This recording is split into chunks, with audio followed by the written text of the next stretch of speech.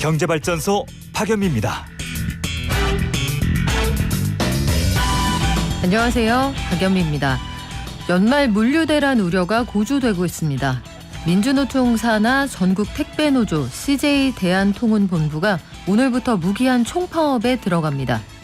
소속 택배기사는 2만여 명, 여기서 2,500명이 노조원이고 쟁의권이 있는 조합원은 1,700여 명입니다. 비율로는 10%가 안 되는데 쟁의권이 없는 조합원과 파업을 지지하는 비조합원들도 자체 상품 규정 벗어난 물량은 배송하지 않는다고 합니다. 노조는 CJ가 택배 노동자 과로사 방지를 위해 인상한 요금을 부당하게 챙기고 있다 이렇게 주장합니다. 반면에 사측은 전체 택배비의 절반이 택배기사 수수료로 배분이 되고 인상분도 같은 비율로 나눴다고 말합니다. 양측의 대립 속에 성수기 물류 차질은 불가피할 전망인데 근본적인 해법을 마련할 순 없을까요? 12월 28일 화요일, 여러분은 지금 삶을 발전시킬 경제발전소를 듣고 계십니다. 중대재해처벌법 시행이 정말 코앞으로 다가왔는데 중소기업 절반 이상은 아직 준비가 안 됐다 이렇게 답하고 있습니다. 금융당국이 금감원의 특별사법경찰, 특사경 성과를 점검하면서 앞으로 권한을 더 늘리겠다 이런 방안을 마련하고 있다고 하네요. 택배노조 소식도 자세히 전해드리고요. 올해 부동산 시장 정리를 해보면 규제 강화 속에 증여는 늘었고 틈새를 노린 비규제 상품들은 여전히 인기를 보였다 이 정도가 될 텐데 앞으로의 전망까지 부동산 시장 한번 탈탈 털어보겠습니다. 증시 시간에는 간밤 뉴욕 증시 그리고 오늘 우리장 전망해보고요. 박연미의 경제픽. 요즘 한동안 굉장히 추워서 누수 문제 일어난 아파트 많다고 하는데 누수와 주차 요것도 공동주택 생활에서 참 분란이 많은 그런 부분이죠. 여기에서 알아두면 유용한 법률 상식 알려드립니다. 경제탐사 시간에는 신용카드 수수료율이 낮아진다는 소식에 카드사들은 소비자 혜택을 줄인다고 하는데 관련해서 어떤 배경들이 있는지 구체적으로 알려드릴게요. 방송 중에 샵 0951로 문자 주시면 저희 추첨해서 녹용 선물 세트 한 분께 보내드리겠습니다. 짧은 문자 50원, 긴 문자는 100원입니다. 깨어있는 경제발전소. 매일 아침 9시 경제를 이해하는 똑똑한 습관. 경제발전소 박연미입니다. 매일 아침 쏟아지는 경제 뉴스 10분만 투자하면 충분히 따라잡을 수 있습니다. 10분 경제 한겨레 신문 이지혜 기자가 정리합니다. 안녕하세요. 안녕하세요. 네, 중대재해처벌법 정말 시행이 코앞으로 다가왔는데 준비가 안 됐다 이런 회사들이 많은가 보네요. 예, 올 초에 이 법 통과를 위해서 산업재해 유족들이 국회에서 농성을 벌이기도 했었죠.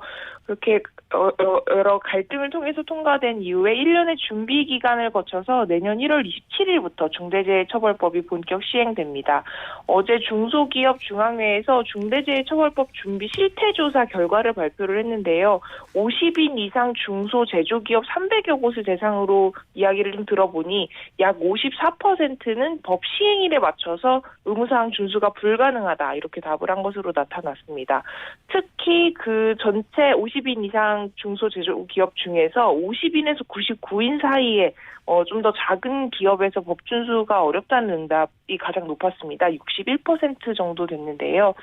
이들의 그 이유를 들어보니 전담 인력이 부족하다는 것도 35%로 꽤 높게 나타났고요. 이 법이 어떤 의무를 주고 있는 건지 이해하기가 어렵다 이런 응답도 30%로 가장 많았습니다. 또 고의가 없으면 처벌 면책을 해달라 이런 요구도 굉장히 거센 것으로 나타났는데 이 중대재해처벌법은 안전 및 보건 확보의 의무를 제대로 지키기만 한다면 처벌을 하지 않는 법이거든요, 애초에. 그래서 법을 이해 못한 비율이 높아서 나타난 요구인 것으로 보입니다. 네, 현장에 대한 교육도 필요할 것 같은데 여전히 산업사고, 산업재해가 줄어들지 않는다. 이게 제일 문제 같습니다.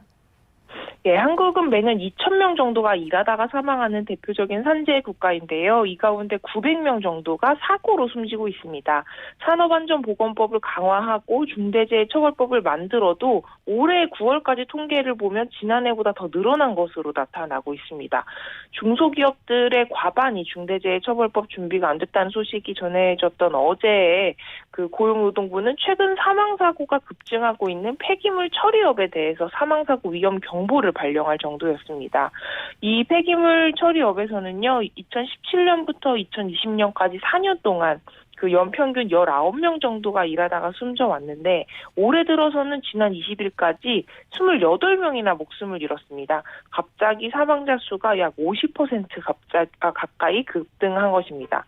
그래서 이런 사고들은 기계를 수리하거나 청소할 때 그 기계를 멈추고 해야 하는데 시간을 쫓겨서 켜두고 진행을 한다든지 하는 이런 굉장히 아주 기초적인 그 안전 수칙을 지키지 않아서 발생한 것들로 나타났습니다. 네, 새해에는 부디 출근했다 돌아가지 못하는 근로자가 없었으면 좋겠습니다. 금융시장으로 한번 가볼까요? 금융당국이 자본시장에 대한 특별 사법경찰 권한을 늘린다고요? 예, 금융당국은 금감원의 특사경의 운영 성과를 점검하고 개편 방안을 마련하는 행사를 어제 가졌는데요. 지난 2018년 하반기에 불공정 거래 수사 사건들이 적체가 좀 심해서 문제가 발생하니까 정부가 2019년부터 금감원하고 금융위 직원 16명을 골라서 자본시장 특사경으로 지명을 한 바 있었습니다. 그 이후로 이들이 총 11건의 그 불공정 거래 사건을 수사 종결했고요. 이 중에 4건이 검찰의 기소 의견으로 송치되는 등 어느 정도 성과를 내고 있었습니다. 하지만 금감원 직원들은 공무원이 아니라 민간인들이 때문에 그 인원도 제한이 되고 수사 권한도 적을 수밖에 없어서요. 한계가 좀 있었다고 합니다. 그래서 금융위 자본시장 조사단에 그 특사경 조직을 새로 만들어서 확대를 하고 그리고 전체 인원도 31명으로 2배 가까이 늘리는 것이 이번 개편안의 골자입니다. 직무 범위도 확대된다 이렇게 들었는데 어떤 일까지 하게 되나요? 이 금융위가 특사경 업무를 맡게 되면서요. 앞으로는 인지수사도 가능해질 전망입니다. 특사경은 그동안에 자본시장법 체계에 따라서 증권선물위원장이 검찰에 이첩한 그 패스트트랙 사건 중에서 검사가 지휘해서 배정한 사건만 수사가 가능했는데요. 이제는 자체적으로 사건을 인지해서 수사를 벌일 수도 있다는 겁니다. 그래서 금융위 특사경 자체에서 내사를 하다가 수사가 필요하다고 판단을 하면 그 증권선물위원장에게 보고를 하고 그런 사건 중에서도 자기 수사가 가능하다 이런 뜻입니다. 네, 인지수사가 가능해진 만큼 좀 부지런히 움직여줬으면 좋겠습니다. 그리고 택배노조 파업 소식이 들어와 있습니다. 이 구체적으로 어떻게 되는 건가요? 예, 일단 택배기사 전체가 파업을 하는 것은 아니고요. 그 민주노총의 전국 택배 노동조합의 CJ 대한통운본부가 파업에 들어갑니다.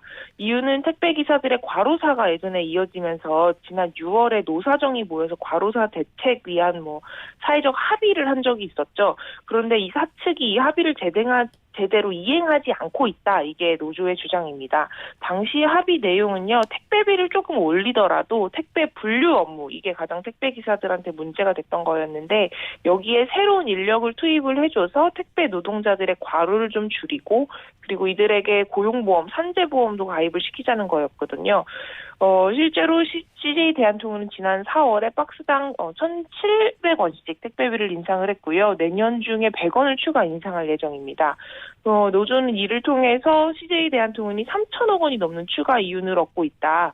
한신 등 경쟁사에서는 이 인상분 전체를 택배 노동자 처우 개선에 지원을 했는데 CJ 대한통운은 그 추가 이윤을 대부분 사측이 차지하고 있다. 이렇게 주장을 하고 있습니다. 그리고 또 노조는 주 6일 근무제 그리고 당일 배송 원칙도 택배 노동자의 과로를 부른다면서 철회하라고 요구하고 있습니다. 네, 이게 실제로 입증하는 게 그렇게 어려울 것 같지는 않거든요. 물량 증가분 대비 이윤 증가율이 어떻게 되는지 그리고 장부에서 이걸 누가 어떻게 나눴는지 보면 될 텐데 CJ가 적극적으로 입장을 좀 밝혔으면 좋겠다 이런 생각도 들고요. 연말에 택배 대란 걱정하시는 분들 많거든요. 영향이 클까요? 일단 CJ 대한통운에 따르면요. 택배 노동자 2만 명 가운데 조합원이 약 1,700명 정도 된다고 합니다. 여기에 이번 파업의 그 비조합원 동의율이 꽤 높은 편이었거든요. 그래서 비조합원들이나 다른 택배사 기사들도 동조 파업에 나설 수도 있기 때문에 참여 인원은 이보다 약간 늘어날 수도 있을 것 같습니다. 그런데다 물동량이 워낙 많은 연말이다 보니까 일부 지역에서는 당분간 배송 차질이 불가피할 것으로 보이기 때문에요. 빠른 노사 합의가 중요한 상황입니다. 네, 지금까지 한겨레 신문 이지혜 기자였습니다. 고맙습니다. 감사합니다.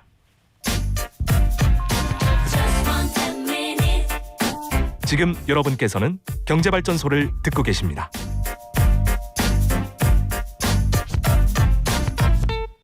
네, 비타민 파파님 맞습니다. 올해 마지막 화요일이고요. 이번 주는 올해의 모든 것이 다 마지막이자 우리 생의 마지막이네요. 2021년의 마지막 연말, 마지막 주말, 마지막 주를 보내고 있습니다. 2021년 부동산 시장도 참 뜨겁고 매웠는데 어떤 키워드들이 있었을지 NH투자증권 김열매 연구위원과 함께 정리해 볼까요? 안녕하세요. 안녕하세요. 네, 올해 부동산 시장 한마디로 어떻게 정리할 수 있습니까? 한마디로 얘기하자면 예상보다 가파른 상승이라고 할 수 있을 것 같아요. 네, 진짜 이렇게까지 상승할 거라고는 예상하지 못했는데 맞아요. 11월 달까지 KB 국민은행 기준으로 전국 주택 가격이 14.4% 상승했고요. 수도권 아파트 기준으로는 전년의 연간 상승률이 12.5%였는데 지금 올해는 11월까지 누적 상승률이 24.6%로 전년에 두 자릿수도 놀라웠는데 올해는 그보다 2배 정도가 가파른 속도로 수도권이 올랐다 이렇게 보실 수 있을 것 같아요. 그렇습니다. 말씀하신 것처럼 값은 많이 올랐고 규제는 강화됐고 그 사이에 증여는 늘었는데 저는 그 아주 오랫동안 안 팔렸던 빌라의 현수막이 사라졌다 이걸 느꼈거든요. 다세대 연립주택 거래량도 많이 늘었죠. 네, 올해의 특징이 바로 그 부분입니다. 작년까지만 해도 2020년도 거래량이 2000년대 최대치였는데요. 조사 이래 최대치였는데 작년 대비해서 아파트 거래량은 올해 확연히 감소세입니다. 그런데 올해 들어와서 다세대와 연립 거래량이 크게 증가하고 있고요. 물론 주택 거래량에서 아파트가 훨씬 크기 때문에 전체에서 다세대가 더 많지는 않습니다만 중요한 특징은 서울에서는 이미 지금 9월, 10월 달에 아파트 거래량을 다세대 연립주택 거래량이 추월했다. 이런 수치는 근래에 보지 못했던 수준으로 조금 의외의 사례라고 할 수 있는 상황이고요. 다세대 연립이어도 서울 안으로나 또는 수도권 안으로 집중되는 거래가 증가하는 게 보입니다. 특히 이제 거래에 있어서 아파트가 워낙에 가격이 올랐기 때문에 네. 가격 부담도 아파트는 이제 좀 심하고요. 그리고 이제 도심 내 주택 공급을 확충한다고 해서 도심 내 공공정비 사업이 다양하게 본격화되고 있고요. 그다음에 주거 정비 지수 폐지하면서 또 재개발 사업도 더 강하게 하겠다, 빠르게 하겠다라는 것 때문에 사실은 좀 당장 사업 추진이 안 되더라도 기대감에 의해서 빌라나 다세대 가격이 오르는 경우도 좀 있는 것 같습니다. 그래서 투자 수요와 실수요자가 아파트를 사기 어려워서 사는 수요 이렇게 두 가지가 다 같이 몰리면서 전반적으로 다세대 연립주택 거래량이 증가하고 있습니다. 네, 같은 맥락에서 오피스텔이나 이른바 생숙 이렇게 불렸던 생활형 숙박시설 이쪽도 인기가 많았죠? 네, 이 영향은 사실 청약 규제하고 대출 규제가 좀 맞물린 거라고 볼 수가 있는데요. 청약 통장의 가점이 좀 낮으신 분들이 올해 좀 박탈감을 많이 느끼셨을 거예요. 청약 시장이 워낙에 과열되어서 경쟁률이 아파트 같은 경우 너무 높다 보니까 상대적으로 조금 청약을 해볼 만한 시장이다라고 해서 가점 낮으신 분들이 이쪽에 이제 통장이 필요 없는 상품 같은 비규제 상품에 많이 들어가고 계시고요. 두 번째로 이제 아파트 같은 경우는 금액 제한에 따라서 금액 따라서 이제 LTV 규제가 더 강화됐고 DSR 같은 경우도 굉장히 강화가 됐죠. 오피스텔도 내년부터는 DSR 적용을 한다고 하는데 아직까지는 상대적으로 조금 대출이 좀 나오는 편입니다. 네. 그러다 보니까 이런 비규제 상품도 상당히 강세를 보이고 있고요. 공급자들도 앞에서 전에 한번 말씀드린 적 있지만 분양가 상한제 때문에 본인들이 생각하는 수익을 아파트를 지으면 좀 수익성을 낮춰야 된다라고 해서 예전 같으면 택지를 크게 갖고 있으면 여러 동 지을 수 있으면 무조건 아파트를 지었을 부지에 이제는 아파텔 같은 사실상 오피스텔을 공급함으로써 가격을 높게 분양을 하고 있는 거죠. 근데 이것조차도 인기가 많다 보니까 올해는 계속해서 비규제 상품이 강세를 보이고 있습니다. 그렇군요. 그리고 이 시장에 다주택자들이 집을 좀 내놨으면 해서 여러 가지 제도가 좀 강화됐는데 오히려 증여가 늘었다 이런 통계도 나와 있더라고요. 맞습니다. 이게 사실 증여가 증가한 거는 단기에만 증가한 건 아니고 17년도, 18년도 꾸준히 증가하고 있는 추세이긴 하고요. 서울 같은 경우는 20년도가 올해보다 더 많기는 했습니다. 그런데 올해의 특징은 증여 거래가 전국적으로 많아지고 있다는 것이고 올해 전체 주택 거래량이 전년 대비 줄어들면서 증여 거래는 꾸준히 일어나다 보니까 전체 거래량 중에 증여 거래, 그러니까 매물 대비해서 증여 거래의 비중은 역대 최대치를 기록한다는 거죠. 그래서 전국 수도권 기준으로는 8에서 9% 정도를 차지하고 있고요. 지방 같은 경우는 조금 낮아서 5% 수준인데 이게 점차 올라오고 있는 중이고요. 또 반면에 초고가 시장이라고 할 수 있는 강남 4구 같은 경우에는 전국에서 가장 높은 거래량 대비 증여 거래 비중이 20% 이상을 차지할 정도입니다. 그렇군요. 강남 4구에서는 팔진 않아도 증여는 하고 있다. 이게 통계로 입증이 되는 건데 법인 거래량도 많이 늘었습니까? 네, 이 부분도 좀 놀라운 부분인 게요. 사실 작년에 법인의 취득세를 12%로 인상을 했고 법인 취득을 하게 되면은 종부세 기본공제라는 게 아예 없습니다. 그러니까 전체 가액에 대해서 종부세 대상이 되면 전부 내셔야 되고 전년 대비 세부담 상한도 없기 때문에 300% 개인 같은 경우는 300% 이상 못 올리는데 종부세를 법인 같은 경우에는 상한 없이 적용한다고 해서 고가주택을 법인이 소유하고 계시거나 너무 많은 양을 소유하고 계시면 법인은 확실히 불리해지게 됩니다. 그래서 처음에 작년에 이제 20년 7월에 이 정책이 발표되고 난 이후에는 서울과 수도권을 중심으로 법인 매물이 꽤 많이 나왔습니다. 그리고 추세적으로 서울과 수도권은 법인이 매수보다는 매도 물량이 더 많은 순매도 구간에 들어가 있는데요. 그러면서 전국적으로 왜 법인 거래가 줄지 않나라고 봤더니 지방의 비규제 지역이나 저가주택이 많은 지역에서는 법인의 다주택 투자가 여전히 활발하고 최근에는 오히려 더 활발해졌다 이런 상황입니다.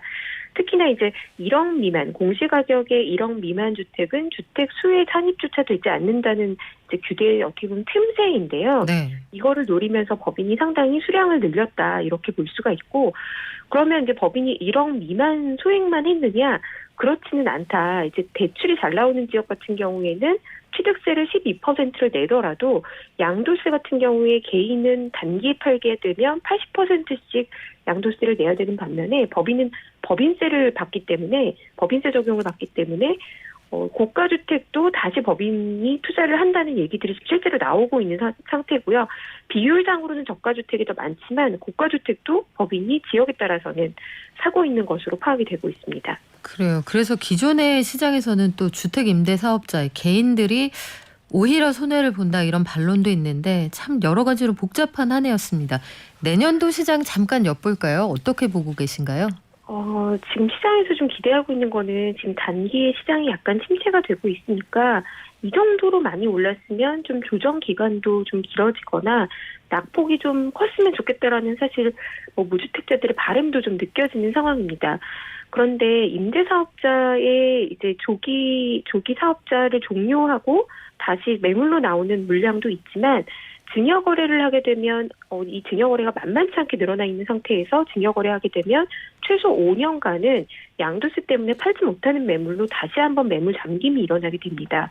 그래서 지금의 침체기는 이제 가격이 너무 많이 오른 것에 따른 피로도 그리고 대출 규제가 급격하게 강화되고 있다는 것 때문에 사실은 현금 여력이 없으면 뛰어들기가 굉장히 어려워지고 있는 상황이거든요. 그래서 당분간은 저는 이게 한 분기나 길게는 두 분기 정도는 거래량이 좀 급감하면서 매도 물량이 조금 쌓일 수 있다. 그래서 지역마다 좀 차별화가 되겠지만 가격 조정이 나오는 지역이 있을 것이다 라고 보는데요. 그러면 22년도 연간으로 부동산 시장이 하락 국면으로 갈 것이냐? 네.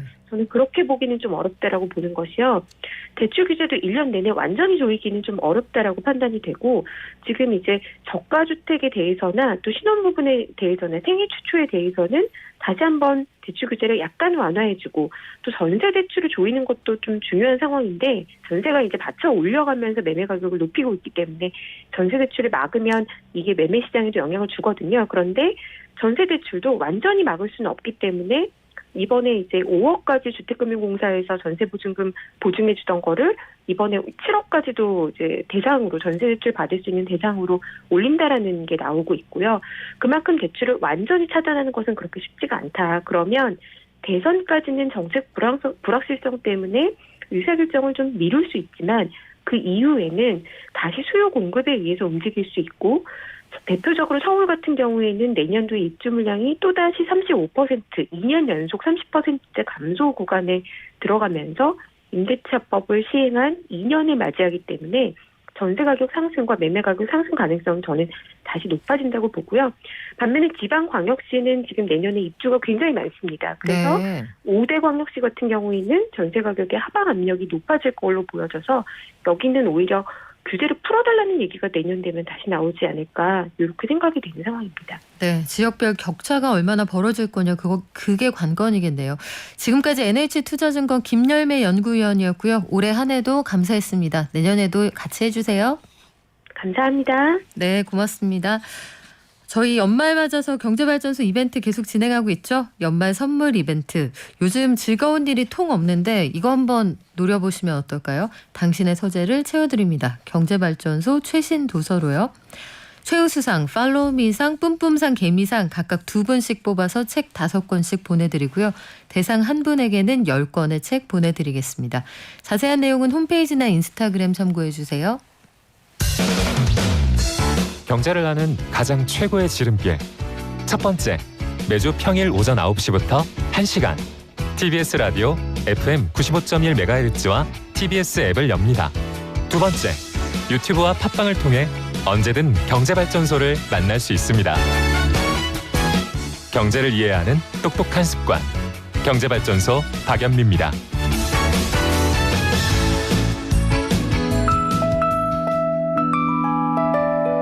개미 한 마리, 개미 두 마리, 개미 세 마리가 사과를 들고 하나, 둘, 셋. 네, 간밤 뉴욕 증시 그리고 오늘 우리 장 전망해 보겠습니다. 미래에셋증권 디지털 리서치 팀의 박광남 팀장 연결돼 있습니다. 안녕하세요.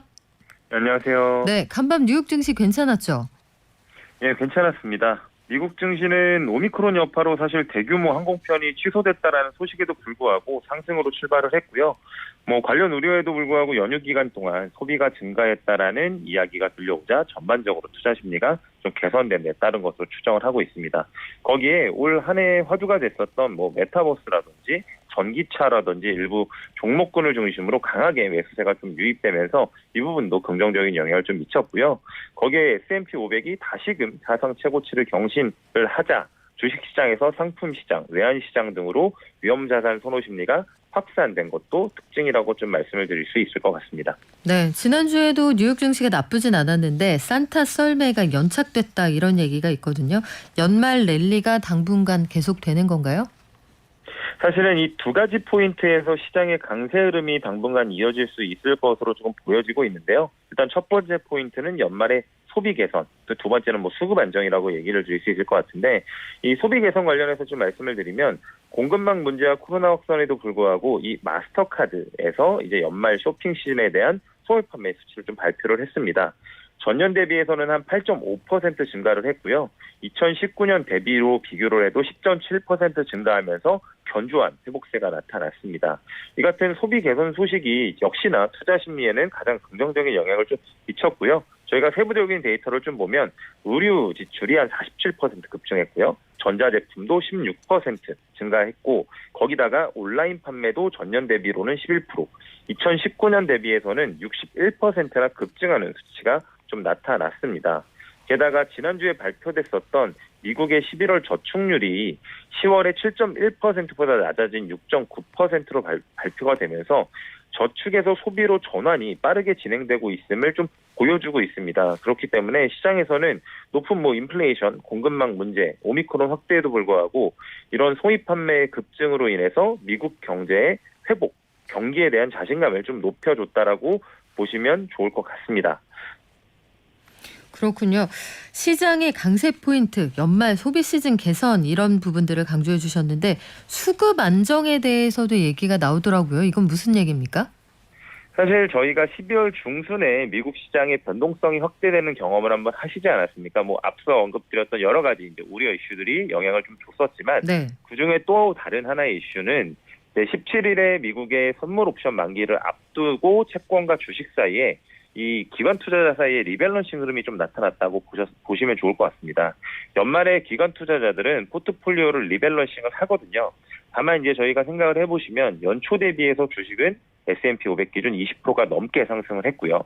반면에 채권 시장은 5% 이상 하락했었던 움직임입니다. 그렇다고 하면 포트폴리오에서 주식 비중은 더 증가됐고요. 반면에 채권 비중은 감소했다는 뜻인데 이를 적정 비중으로 조정하는 수급들이 변동성을 확대시켰던 이유 중에 하나라고 이야기를 좀 드릴 수 있을 것 같고요.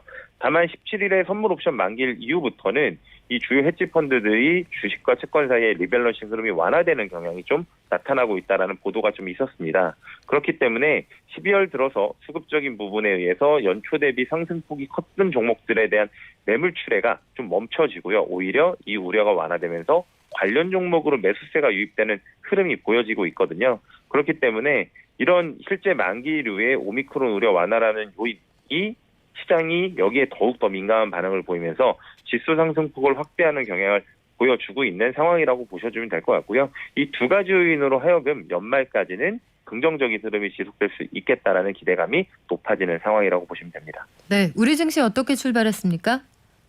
일단은 미국 증시가 강세를 보인 영향에 우리나라 증시는 양대 지수 모두 상승 출발을 했었는데 지금 코스피는 오히려 하락 전환이 좀 됐고 코스닥은 강세를 보였던 상황입니다. 사실 오늘이 배당주의 마지막 매수일이자 양도세를 회피할 수 있는 마지막 날로서 이 두 가지 수급 주체들이 아마 치고받고 하는 양상으로 좀 보여지는데요. 사실 예상으로만 했을 때는 대형주가 오히려 프로그램 매수세가 유입이 되면서 강한 흐름을 보였고 중소형주는 수급 부담을 보일 것으로 예상이 됐는데 막상 장 초반 흐름은 대형주 매도가 조금은 또 부진한 움직임이 나타나고 있습니다. 다만 긍정적인 부분은 어쨌든 오늘로써 이런 수급 이벤트가 마무리가 되는 상황이기 때문에 이후에는 아무래도 다른 이제 말씀드렸던 이제 오미크론 완화라든지 혹은 내년 실적 시즌에 대한 기대라든지 이런 움직임으로 움직일 수 있다고 보시면 될 것 같고요. 특징주가 하나 있어서 좀 말씀을 드리면 한국전력이 전기요금 인상 소식으로 장 초반 거의 6% 육박하는 상승세를 좀 보이고 있다는 것이 특징이라고 말씀드릴 수 있을 것 같습니다. 네, 지금까지 미래에셋증권 디지털 리서치팀의 박광남 팀장이었습니다. 고맙습니다. 감사합니다. 네, 진짜 연말 정말 끝이 다가오고 있는 상황인데요. 올해는 송년회 건너뛰는 분들 대부분이시죠. 사회적 거리두기 계속해서 유지해 주시기 바라고요. 우리 선별 검사소에 계신 의료진들 힘내시기 바랍니다. 아빠 찬스다 뭐다 그러잖아요. 기본적인 거. 예, 소상공인이 웃으면서 이렇게 장사할 수 있고 살아갈 수 있게끔. 우리 경제에서 기회만큼은 공정해야 된다. 평등해야 된다라고 생각합니다. 노력하면 지속 가능한 그런 살맛 나는 경제. 바쁜 생활 속에서 반드시 챙겨야 하는 경제 소식. 경제 이슈의 핵심을 짚어드립니다. 발빠른 경제발전소 박연미의 경제픽. 네, 성탄절 전후로 참 추웠잖아요. 저희 아파트에서 내내 했던 안내방송이 아래층에 누수가 발생하오니 세탁기 쓰지 말란 얘기였거든요. 그런데 누군간 꼭 씁니다. 영하 14도 15도 내려가는데 그래서 결국은 베란다에 누수 사고가 발생을 해서 이거 아랫집에 물어줘야 된다 시끄럽더라고요. 그런데 이런 일이 사실 생각보다 많습니다. 김장철에도요. 베란다에 물 잘 안 빠지는데 위층에서 시원하게 김장하시면 아랫집에 홍수가 나거든요. 누수, 주차, 이 공동주택에 생활하시면 늘 겪게 되는 그런 문제일 텐데 법적으로는 어떻게 해결할 수 있을지 그리고 거기까지 가기 전에 현명한 해결 방법은 뭘지 이변의 이런 이변이 한국사내변호사회 이완근 회장과 함께 알아보겠습니다. 안녕하세요. 안녕하세요. 누수 문제 이거 아랫집 천장에 물 떨어진다 그럼 정말 큰 문제인데 해결 과정이 복잡하잖아요. 아, 그럼요. 왜냐하면 지난주에 제가 지난주죠. 2주 전에 왔을 때 층간소음 이야기 말씀드렸었는데요. 반응 층간소음은 네. 정말 힘들거든요. 상호 힘듭니다. 층간소음 문제가 생기면 아래집 다 힘든데 정신적으로 굉장히 고통스럽고. 근데 어찌됐든 집이 망가지는 건 아니잖아요. 층간소음이 난다고. 근데 누수 사고가 나면은 이제 아랫집, 특히 아랫집에 뭐 벽지, 천장, 뭐 가구, 뭐 부엌에서 발생하는 경우 부엌 가구를 다 뜯어야 된다든지 막 이제 이런 일들이 생기게 되니까 물에 다 젖잖아요. 그러니까 그거를 다 뜯고 다시 설치하는 수밖에 없는데 이런 이제 물질적인 피해가 생기니까 이거를 복구해야 되는 문제까지 생겨서 이제 돈 문제가 개입되니까 더 복잡해지는 거죠. 그래요. 감정에 실질적인 금전적 피해까지 발생을 하게 되는데 그 실질적인 피해를 보신 분이 제 옆에 나와 계시네요. 아, 예. 그 피해뿐만 아니라 제가 가해도 할 뻔했는데요. 아이고. 저희 집에서 누수 사고가 발생했을 때는 다행히 저희 집이 1층이었어요. 네. 그래서 관리사무실에서 주차장으로 물이 새고 있으니까 고쳐라. 이렇게 해가지고 다행히 이제 고치기만 하고 다른 뭐 물어주는 일은 별도로 없이 끝나서 아, 그냥 누수가 날 수가 있구나. 오래된 집에 살면 이렇게 생각을 했었는데 저희 윗집에서 이제 누수가 일어나서 피해를 받아보니까 이게 장난이 아닌 거예요. 일단은 저희 이제 부엌 가구라든지 이런 것까지 다 상했는데 벽하고 부엌하고 천장하고 다 상했으니까 그거를 보수를 하려고 보수 견적을 받아보니까 제가 놀랄 정도로, 그러니까 피해를 입은 제가 놀랄 정도로 견적이 깜짝 놀랄 정도로 많이 나오는 거예요. 야, 이걸 윗집에 어떻게 얘기를 해야 되지? 이런 생각이 들 정도로. 돈도 돈인데 천장부터 그 부엌 가구까지 다 뜯어내야 되면 공사가 크잖아요. 네. 그러니까 실질적으로 생활하시기도 참 힘들었겠어요. 그러니까 이게 결국은 이제 비용을 잘 처리해 주셔가지고 해결을 하긴 했는데 그 비용을 받아가지고는 수리를 하는 동안 고생만 했지 사실 저한테 생긴 거는 없더라고요. 그러니까 원상 복구인 거지 이게. 네, 집이 좋아진 건 없는 그렇죠. 거죠. 그러니까 그냥 그동안에 아랫집은 아랫집대로 마음고생하고 그 공사하느라 고생하고 윗집에서는 이게 누수 사고라는 게 고의로 내는 건 아니잖아요. 사실은 뭐 있을 수도 있겠지만 대부분의 경우에는 그냥 집이 오래되다 보니까 발생하는 문제인데 그러니까 뜬금없이 뭐 몇백만 원 심지어 막 돈 1,000만 원을 내려고 하면은 굉장히 이제 난감해지고 야, 이런 일이 왜 나한테 일어났나 이런 생각이 드는 게 자연스러운 것 같습니다. 그래요. 누수 사고가 또 무서운 게 이게 처음에 사고가 시작되는 그 즈음에는 인지할 수가 없잖아요. 아, 그렇죠. 정말 상황을 돌이킬 수 없을 정도로 네. 이게 왜 젖어있지 할 때쯤에 보면 아주 상황이 심각해져 있는데 이게 집주인들끼리 있으면 그래도 어떻게 하자 이 의사결정이 좀 상대적으로 빠를 수 있지만 맞습니다. 아랫집 윗집에 다 세입자가 살고 있다. 네. 이러면 또 문제가 복잡해지죠. 아, 그럼요. 왜냐하면은 이게 특히 이제 이 책임을 누가 질 거냐 하는 건데 이제 뭐 피해를 준 윗집에서 이제 어느 정도 책임을 져야 되는 상황이 될 텐데 그럴 때 세입자가 윗집 사람이 세입자가 살고 있다. 이렇게 됐을 때는 아, 이거를 뭐 어떻게 누가 책임을 져야 되는 건지 세입자가 집거리를 잘못해서 생긴 문제인지 아니면 집이 오래돼서 생긴 문제니까 집주인 책임을 져줘야 되는 건지 또 그런 문제가 있군요. 예, 이런 걸 가지고 다툼이 일어나는 경우가 많으니까요. 예, 이런 경우에는 문제가 확대되는 경우가 많습니다. 그렇게 되면 자칫하면 감정적으로 4명이 싸우게 되는 최악의 상황까지 벌어질 수도 있다 이런 생각이 드는데 자, 누수 사고가 없으면 좋겠지만 발생을 했다. 이럴 경우에는 참고할 만한 판례나 법조항이 있습니까? 네. 임대차의 경우에는 민법이 623조에서 임대차 계약을 하는 경우에 임대인은 목적물이라는 건 결국은 집이죠. 그죠? 집이 계약 기간 존속하고 있는 동안에 그 사용 수익에 필요한 상태를 유지할 의무가 있다. 이래가지고 수선 의무를 가지고 있어요. 그러니까 무슨 얘기냐면 집을 남한테 쓰게 해줬으면은 그 집이 쓸만한 상태로 유지하는 건 기본적으로 임대인 책임이다. 이런 얘기거든요. 이런 수선 의무에 기초해가지고 대법원은 기본적으로 이런 누수 사고가 발생한 경우에 특별한 사유가 없으면 임대인에게 책임이 있는 걸로 이렇게 판단을 하고 있습니다. 그래요. 그런데 또 그러니까 집주인이죠. 집주인이 책임지는 거죠. 황당한 상황이 벌어지게 되는 왜냐하면 거잖아요. 집주인 자기가 쓰지도 않은 집인데 아랫집에서 물 샜다고 그러면서 갑자기 1,000만 원 내놓으라 그러면은 그분이 그렇게 심정적으로 받아들여지기 힘든 부분이 있는 건 사실이거든요. 그래요. 이게 참 쉽지 않은 문제인데 문제가 크면 클수록 임대인이 져야 할 책임도 커진다 이렇게 생각을 하고 사실은 세 줄 때 그래서 그 공사하고 이 수선을 해서 세를 주는 게 서로 미연의 사고를 방지하는 일이긴 해요. 네, 그 집을 평소에 잘 관리하면서 그렇게 하는 게 최선일 거고 사실은 일본 같은 경우에는 아시는지 모르겠는데 집에 이제 유지 수선비라는 게 관리비에 들어 있는데 그게 준공된 지 5년 단위로 돈이 올라요. 예, 그러니까 한국 같은 경우에는 오래된 아파트나 새 아파트나 사실 관리비에 큰 차이가 없잖아요. 근데 일본 같은 경우에는 이런 유지 보수 굉장히 철저히 하는 문화라서 이게 뭐 장단점이 있습니다. 일본을 따라가자 이런 말씀은 아니고요. 이런 일이 일어나는 이유가 오래된 공동주택을 새 것처럼 유지를 하려면은 사실은 차 오래되면은 수리비 많이 들어가는 것처럼 오래된 집도 원래는 돈이 많이 들어갈 수가 밖에 없고 만약에 새 아파트랑 오래된 아파트가 비슷한 관리비를 내고 있고 비슷하게 유지보수를 하고 있다 그러면 노후화된 아파트는 사실 어느 정도는 조금씩 상태 안 좋아질 수밖에 없는 거거든요.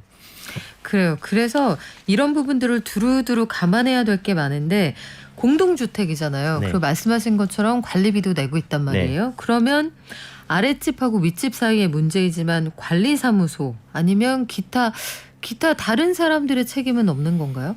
이게 뭐 아파트 분양받아 보신 분은 알겠지만 분양받아 보시면 뭐 전용 부분, 공유 부분 뭐 이렇게 나눠져 있는 거 보셨을 거잖아요. 그러니까 본인 그 아파트 관리 계약서를 보시면은 이 집합 건물이라는 형태가 아파트의 형태를 생각해 보시면은 남들이랑 공유하는 부분이 있고요. 한 건물의 한 몽체지만 내가 내 걸로 쓰는 부분이 있고 이게 다 혼재돼 있는 형태거든요. 뭐 잘 아시겠지만 뭐 계단이라든지 엘리베이터라든지 이런 거는 집 전체 공동으로 쓰는 거고 이제 내 집 안의 공간은 당연히 내가 전용으로 내 마음대로 쓰는 공간이 되는 건데 기본적으로 관리 책임 같은 경우도 전용 공간에 대해서는 본인이 관리 책임을 지는 거고 사용자가 그리고 이제 그 공유 부분에 대해서는 이제 공유 관리 주체 뭐 이제 관리사무소라든지 아니면 뭐 입주자 회의라든지 뭐 이런 데서 관리를 책임을 지는 게 일반적인 원칙인데 우리가 생각하기에 이게 공유 부분이 아닌 것 같은데 공유 부분인 것들이 있어요. 어떤 게 있죠? 이게 아파트 같은 경우에는 일단 외벽 전체가 공유 부분이거든요. 그러네요. 네, 그래가지고 누수 사고가 외벽을 타고 들어오는 경우가 가끔 있어요. 외벽에 크랙이 발생한다든지 이렇게 해서 외벽을 타고 발생하는 경우들이 있는데 특히 요새는 발코니 확장을 많이들 하시잖아요. 그러니까 외벽 발코니 확장을 했는데 외벽 타고 물이 들어오면은 이제 그 집의 피해가 옛날 같으면 거기가 발코니였으니까 문제가 없었겠지만 지금은 이제 피해가 클 수가 있거든요. 이런 경우에는 이제 그 윗집이 책임을 질 이슈가 아니고 그 부분은 이제 외벽 전체가 공용 부분이기 때문에 관리 주체가 책임을 지게 되는 거고요. 그리고 아까 전에 말씀하셨던 우수관 같은 것도 이게 우리 집을 지나가는 파트가 있기는 한데 기본적으로 우수관이라는 거는 천장부터 바닥까지 이렇게 다 한 몸체로 이어져 가지고 쭉 이어지는 거거든요. 그래서 이 우수관 자체도 공용 부분이에요. 그래서 거꾸로 이제 우수관을 함부로 개조하시거나 하면 이제 큰일 나시는 거고요. 남의 거 이제 손대시는 게 되는 거고. 건드리시면 큰일 납니다. 그리고 간혹 있습니다. 근데 이 우수관 손대가지고 생기는 문제가. 그 우수관이 빗물이 빠져나가는 길이잖아요. 네네. 근데 그거를 창의적으로 건드리시는 분이 계신가요? 예, 그러니까 거기다가 뭐 세탁기 하수 배관을 연결한다든지. 아이고, 뭐 이런 일들이 생기는 경우가 간혹은 있는데 어쨌든 이 우수관 부분은 공유 부분이기 때문에 우수관에서 발생한 누수 책임은 윗집한테 책임을 물으실 게 아니고 공유물 관리 주체하고 이제 이야기를 하셔야 되는 부분이 될 것 같습니다. 아, 그렇군요. 실제로 누수 관련해서 사고 났었다 이런 사례 많이 전해주시는데 자 4860님 아파트 1층 사는데요. 하수도가 얼었는데 위에서 세탁기 써서 집에 물받아 됐습니다. 제발. 아파트 1층 이상 위층 사시는 분들 날 추우면 세탁기 돌리지 말아주세요. 사실 이거 상식이잖아요. 이거를 저도 이 연휴는 아니네요. 주말이었는데 내내 이 방송이 나오는 걸 듣고 아니 도대체 어느 집에서 이렇게 용감하게 이거 물어주셔야 됩니다. 이거 상당히 문제가 될 수 있고요. 네, 지금 잘 말씀해 주셨는데요. 우수관은 관리 책임이 기본적으로 관리 주체다 이렇게 말씀을 하셨는데 우수관은 정상적으로 관리가 돼 있는데 방금은 사용이 잘못된 거잖아요. 그렇죠. 예, 이런 경우에는 사용 잘못한 사람한테 책임이 있는 거고요. 마찬가지로 기본적으로 윗집에서 문제가 생겼을 때 임대인이 누수 책임이 있다고 말씀드렸잖아요. 근데 사용이 뭔가 비정상적이었다든지 아니면 그 부분에 대해서 누수가 초기에 발생했을 때 대응을 빨리 해줬어야 되는데 그거를 미루고 집주인한테 알리지 않고 이러고 있다가 손해가 확대됐다든지 이런 경우에는 임차인이 책임을 지는 일이 생길 수가 있습니다. 그래요. 이런 부분들 공동주택에 살면서 사실은 상식과 예의만 지켜도 우리가 피할 수 있는 문제들이 꽤 많거든요. 네. 그런데 말씀하신 것처럼 아파트가 오래되면 어느 정도의 사고 가능성은 늘 상존한다. 이걸 좀 감안해야 될 것 같기도 한데 여기에 대한 대비도 필요하겠어요. 네, 뭐 지난주에도 말씀드렸지만 이게 결국은 해결이 안 되면 소송으로 가는 거고 실제로 이 누수 사고는 소송 가는 확률이 상당히 있습니다. 왜냐하면 비용이 적지가 않잖아요. 그러니까 그냥 참기에는 너무나 많은 돈인 경우들이 많아서 그렇죠. 이게 윗집 입장에서는 왜 이렇게 많이 나왔는지 이해할 수가 없고 아랫집 입장에서는 내가 돈을 벌겠다는 것도 아니고 결국은 돈을 받아도 내가 고통을 받는데 왜 안 주는지 모르겠고 이러다 보니 감정 상하다 결국 소송 가는 경우가 많은데 결국은 사실은 굉장히 지난한 과정이거든요. 문제를 소송을 통해서 해결한다는 게. 그리고 지난주에도 저희 층간소음 말씀드렸던 이제 뭐 분쟁위원회 조정이라든지 이런 절차도 밟을 수 있는데 마찬가지로 좀 힘듭니다. 근데 이 누수 사고 같은 경우에 하도 이런 게 많다 보니까 이제 보험사에서 이제 생활피해 보상보험의 범주 내에 이 누수 사고를 넣은 보험 상품들이 많이 있거든요. 아, 화재보험의 특약으로 들어가는군요. 네, 그게 단독으로 하시는 경우도 있는데 뭐 화재보험에 있으면 화재보험의 특약 사항으로 들어가는 경우가 많고 그리고 많이들 드시는 운전자 보험 같은 경우에도 네. 이게 특약 사항으로 들어가는 경우들이 그래요? 있거든요. 예, 그래서 보험을 가입하실 때 특히 내가 꽤 오래된 건물에 임대를 주고 있다라고 하면은 이런 거에 대해서는 보험 가입을 한번 생각해 보시는 것도 좋을 것 같습니다. 그래요. 제가 무슨 보험 영업사원 된 것 같네요. 특약이 그 특약 비용 자체가 그렇게 비싸지는 않더라고요. 네, 특약 비용이 네. 그렇게 많이 나오진 않고 이 사고가 났을 때 근데 너무나 치명적으로 피해가 생기니까 그에 상응해서 생각을 해보면 뭐 네네. 합리적인 소비일 수 있고 네네. 옆에 변호사님이 계시지만 변호사 비용은 상당히 비쌉니다. 그렇죠? 예. 비싸기도 하고 이 살아생전에 결론이 언제 나올 거냐, 내 이사 가기 전에 정리가 될 거냐 알 수 없는데 이번에는 주차로 한번 넘어가 볼게요. 목동, 강남 이런 지역에 보면 그 아파트의 단가는 굉장히 높은데 주차 문제 이런 거 해결 안 되는 집들 꽤 많습니다. 엄청나게 많죠. 구축 아파트들 보면 이 주차 분쟁이 엄청난데 오래된 아파트들 지상에만 주차할 수 있는 이런 것들 분쟁 굉장히 많죠. 네, 이 경우에는 결국은 주차 공간이 모자라기 때문에 생기는 문제이기 때문에 이거에 대해서 아파트 관리 주체에서 어떻게 규제를 마련하면은 규제를 마련하는 대로 차 많이 가진 사람 불만이 생기고 그리고 규제를 안 하면은 규제를 안 하는 대로 차 한 대 가지고 계신 분들은 왜 규제를 안 하는지 불만이 생기고 그래서 이게 이해관계가 다르다 보니까 굉장히 또 이렇게 뭐 공동주택 이슈가 다 그렇지만 서로 감정 상하고 이러기 쉽죠.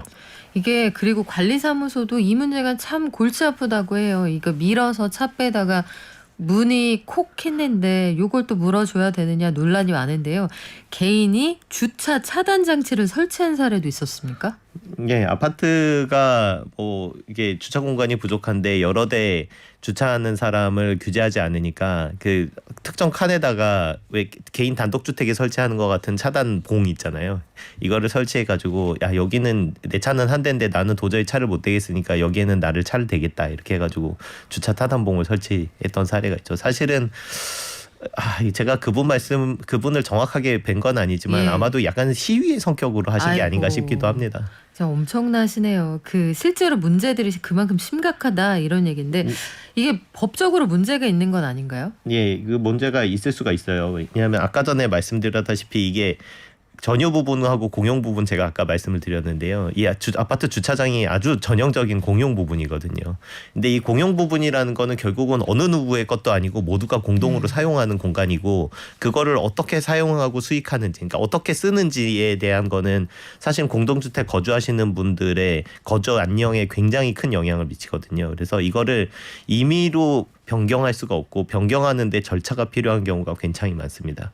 실제로 성남 아파트에서 이제 주차난이 심해지니까 네. 주차 스티커를 발부를 따르게 해준 거예요. 그러니까 한 대는 녹색 스티커를 붙이고 그 다음에 두 번째 차 이후부터는 등록은 받아준데 분홍색 스티커를 붙인 다음에 분홍색 차는 일정 구역에만 주차를 할 수가 있고 그 바깥에는 녹색 차들만 될 수 있게 이렇게 만들어 놓은 거죠. 그러니까 2대 이상 가진 분들이 난리가 났죠. 참 이게 복잡한 일인데 정리를 하자면 네. 아파트를 관리하는 입주자 대표 회의가 이해관계 조정은 할 수 있는데 네. 어쨌든 차별을 하거나 네. 주차 차단기를 별도로 설치하거나 네. 이 적법한 절차를 거쳐야 된다 이렇게 결론이 나는 거예요. 네. 그 보면 공동주택법이라든지 이런 데 보면은 주차장 같은 경우에 그 규약상의 뭐 협의라든지 합의만 결의만 거치면 되는 게 아니라 뭐 시장한테 신고를 해야 된다든지 뭐 이런 행정 절차들이 있는 경우가 많아요. 그래서 네. 실제로 발견되는 판례들은 이 절차를 안 거쳤다. 그러니까 그 내용이 잘못된 게 아니라 이 절차를 안 거쳤다가 불만이 있으신 분들이 이게 법적 절차를 해가지고 이게 취소되는 사례들이 꽤 발견이 되거든요.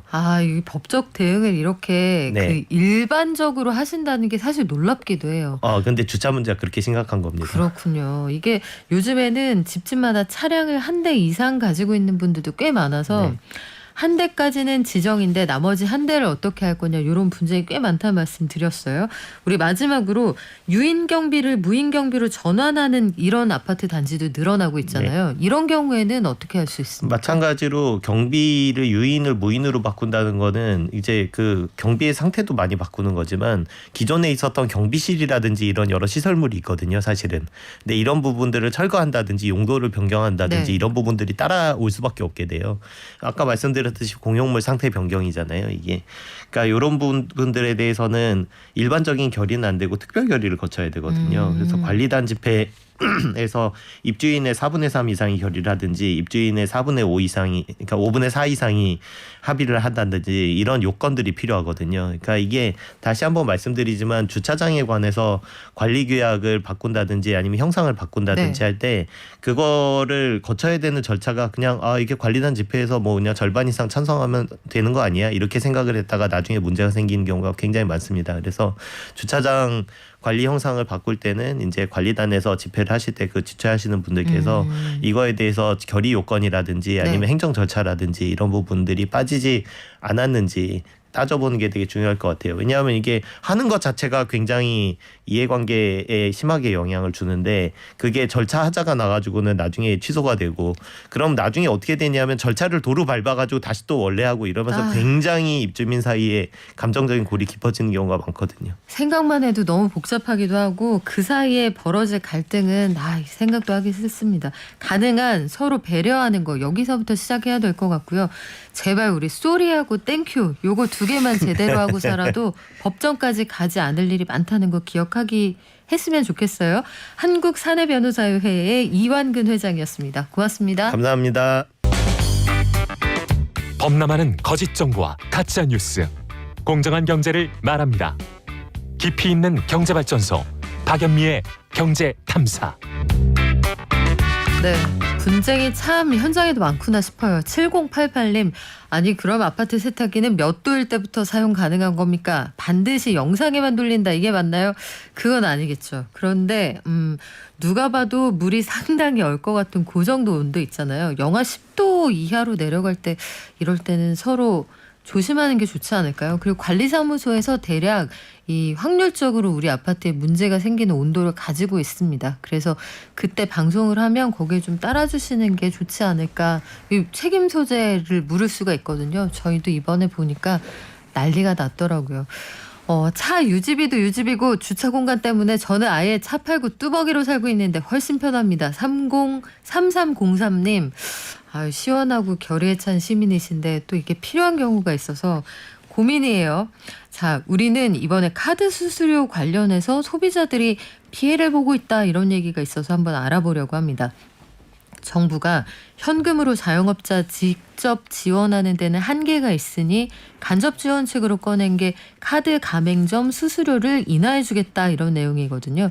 사실상 작은 가게나 개인 택시 영업하시는 분들은 현재도 거의 수수료를 내지 않는다 이렇게 봐도 무방한 상황인데 더 낮춰준다고 합니다.